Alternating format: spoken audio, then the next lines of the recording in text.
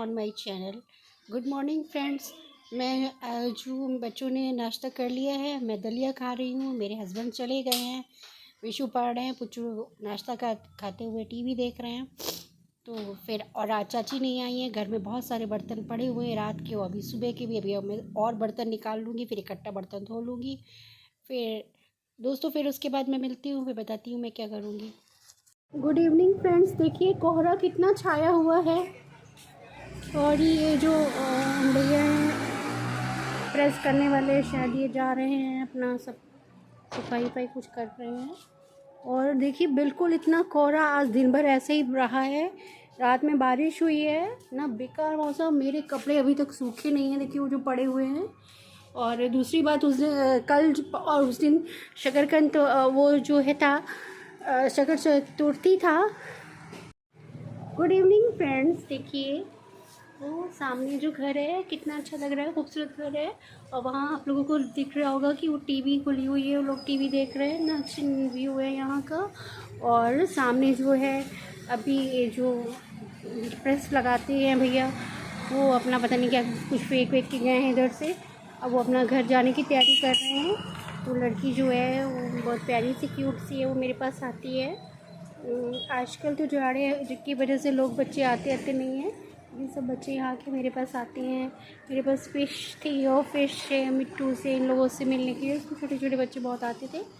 तो दोस्तों बहुत ही बेकार सा मौसम हो रहा है। उधर देखिए वो लोग जो है अलाव देखिए दिख रहे हैं, वो लोग ताप रहे हैं आग के पास बैठ के। वो लोग, उन लोगों को देख करके बड़ा अच्छा लगता है। वो जो हीटर वाली जो हीट होती है उससे ज़्यादा बेटर मुझे ये लगता है, क्योंकि इसमें सब लोग साथ में बैठते हैं और बातें भी करते हैं, शेयर करते हैं एक दूसरे की भावनाओं को। तो ये बहुत पुराने प्राचीन समय से जो इस तरीके से स्टैंड में बैठ कर के सब लोग ये चीज़ जो आ रही है, जो गरीब थोड़ा सा मतलब नहीं खरीद सकते हीटर, वो लोग इस तरीके से कर लेते हैं। तो लेकिन अच्छा खूब लगता है उन लोगों को का देख करके, और मतलब प्रेम भाव आ जाता है। और ये देखिए मिट्ठू जो है बैठे हुए हैं, देखिए मिट्टू बैठे हुए हैं। कृष्णा जो है दूध पी करके उनको लिटाल दिया गया है। फालतू में बैठाने से कोई मतलब नहीं है। अब दूध पी करके कृष्णा सो गए हैं। और ये जो है गाय को डाल दिया जाएगा। ये जो सब है, ये जो मटर वटर छीलते हैं तो ये सब गाय को डाल दिया जाता है। ऐसे डस्टबिन में नहीं डालते, क्योंकि डस्टबिन में डालेंगे फेंक दिया जाएगा। गाय को डालिए तो कम से कम यूज़ भी हो जाएगा और पुण्य भी मिलेगा। और इधर देखिए जो कपड़े हैं ये अभी तक भी जो है सूखे नहीं हैं, देखिए बिल्कुल नहीं सूखे। और जो सूखे कपड़े वो भी गीले लग रहे हैं। और यहाँ पर जो है मैंने बच्चों को ऑमलेट खिलाई है, ब्रेड ऑमलेट दी है। और अब मैं बच्चों को दूध देने जा रही हूँ। मैंने किचन की धुलाई कर दी है। और ये किचन ऐसा है, काफ़ी पुराने ज़माने की वजह से यहाँ मेरा जो ये प्लेटफॉर्म है थोड़ा सा गंदा सा हो जाता है, उसके अंदर आटा आटा भर जाता है। तो मुझे फिर लगता है कि कैसे साफ़ करें। मैं उल्टा जब मिलता है तो मैं धुलाई कर देती हूँ, ऊपर भी नीचे। ऊपर साफ़ करती हूँ पानी से तो वो पानी नीचे आता है, तो फिर ये रोज़ की रोज़ धुलाई ज़रूर हो जाती है मेरे किचन में, ऐसा होता है। तो फिर अब जो है मैंने ये आलू धो करके यहाँ पे रख दिए हैं। ये आलू कई दिन से रखे हुए थे, मैंने अंदर रख दिए थे, मुझे पता नहीं था। फिर मैंने देखा तो आलू नहीं मिल रहे थे, देखा तो अंदर पैकेट में 5-6 किलो है ये आलू। फिर मैंने धो करके इनको रखा है। और फिर अब जो ज़रूरत होगी तो मैं छील लूँगी इसे, जैसे जैसे होगा। तो फिर दोस्तों फिर ठीक है, फिर अभी बात करती हूँ फिर मैं आगे। ये देखिए जो है अपने कंप्यूटर पे काम कर रहे हैं। और पुच्चू जो है, मैं आप लोगों को पुच्चू के बारे में बता रही हूँ। पुच्चू आजकल पढ़ाई अच्छे से करने लगे हैं, सुना देते हैं। और पुच्चू की पढ़ाई बहुत अच्छी चल रही है। तो ये पुच्चू की पढ़ाई इसी तरीके से ये करते रहेंगे तो इनका पूरा कंप्लीट हो जाएगा 2 महीने में। और एग्ज़ाम्स तो फिर वही है, जो चुनाव के बाद ही एग्ज़ाम्स इनके बोर्ड के होंगे, तब तक इनकी अच्छी खासी तैयारी हो जाएगी। तो दोस्तों 23 जनवरी आज सुभाष चंद्र बोस का बर्थडे है।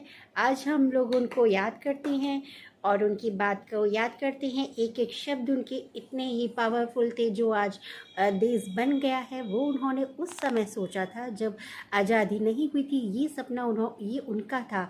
वही हमारे देश के प्रथम प्रधानमंत्री बनते, वही इतने टैलेंटेड थे। लेकिन उसके पहले ही उनकी मौत हो गई थी। और ये हम लोगों के लिए बहुत ही दुख की बात है। हम अगर वो होते तो ये जो आज हम लोग आज यहाँ पर पहुँचे हैं, ये जो है हम लोगों की चाल उस समय होती।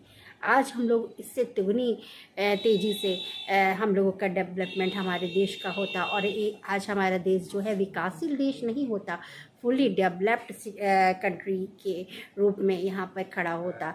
आज भी हमारा देश पावरफुल बन रहा है, लेकिन अभी भी उस क्षेत्र में विकास चल रहा है, लेकिन उनके रहते हम लोग अभी से ही डेवलप्ड हो चुके होते, पावरफुल कंट्री बन चुके होते, लेकिन अभी तो हम लोग और आगे हमको आना है।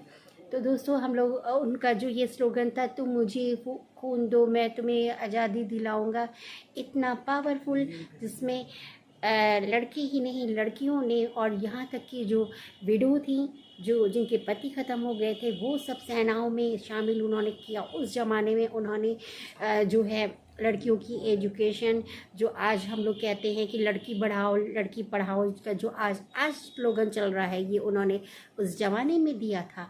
तो वो एक जो बहुत ही वायलेंस के जरिए ब्रिटिश शासक से डायरेक्ट लड़ना चाहते थे, लेकिन गांधी जी का विचार था कि हम लोगों को अहिंसा, मतलब हम लोगों को हथियार नहीं उठाना है। तो क्या आप लोग सोचते हैं कि अहिंसा के जरिए हम लोगों को ये इतनी आज़ादी दे देते अंग्रेज़? नहीं, सवाल ही नहीं उठता। ये जो है सुभाष चंद्र बोस की पहल थी। उन्होंने देश के नागरिकों में सेल्फ रिस्पेक्ट की भावना जागृत करी। पहले सब गुलामों की तरह तो वो लोग रखते थे, नौकरों की तरह छोटे छोटे पोस्टों में तो एजुकेटेड बॉयज़ को हम लोगों के आके रखते थे, अच्छी पोस्ट में होते ही नहीं थे। और जो एजुकेशन वगैरह थे, जो एजुकेटेड थे और जो अच्छी फैमिलीज़ के जमींदार वगैरह थे, उनको वो अपने अधीन कर लेते थे, तो वो उनके खिलाफ बोलते नहीं थे। तो ये सेल्फ रिस्पेक्ट की भावना जो है सुभाष चंद्र बोस ने हमारे देश की जनता के एक एक लड़की ही नहीं लड़कियों, यहाँ तक कि विधु लोगों के अंदर भी डेवलप की। वो भी जो है युद्ध में शामिल होने के लिए उतर पड़ी। तो जो अंग्रेज़ों से पूछा गया, जो लास्ट वाइसराय थे, उनसे पूछा गया कि आप लोग क्या अहिंसा वाली प्रवृत्ति के कारण इंडिया से गए थे जो मतलब, तो उन्होंने कहा नहीं, हम लोग अहिंसा नहीं, हम लोग सुभाष चंद्र के डर से गए थे कि उस समय जब विश्व युद्ध शुरू हुआ था, तो ब्रिटिश सेना के साथ में इंडियन आर्मी ने भी कंधे से कंधा मिला करके युद्ध किया था। तो वहाँ की जो महारानी थी, उन्होंने सेम ही लोगों को उपहार दिए थे, सेम ही प्रेजेंट दिए थे। तो इस तरीके से इनकी इंडियन आर्मी में इतना सेल्फ रिस्पेक्ट जागृत हो गई थी। तो ये लोग, अगर हम लोग नहीं इज्जत से जाते, तो ये लोग हम लोगों के उखाड़ के हमारी सत्ता को फेंक देते। इसलिए हम लोग सुभाष चंद्र बोस की वजह से के डर के मारे हम लोग यहाँ से चले गए थे। तो इस तरीके से हम लोगों की जो युवा पीढ़ी है, एक लड़के को, एक युवा लड़के को अपने अंदर ये भावना जागृत करनी चाहिए, सेल्फ रिस्पेक्ट की भावना जागृत करनी चाहिए। और देशों से भी हम लोगों को अभी भी टक्कर लेनी है, अभी भी हम लोग काफ़ी पिछड़े हुए हैं, ये सोच करके आगे बढ़ना चाहिए। तो इसी भावनाओं के साथ में मैं आज का अपना व्लॉग फिनिश करती हूँ। नमस्ते, सत श्री अकाल, अस्सलाम वालेकुम एंड बाय। फिर मिलती हूँ।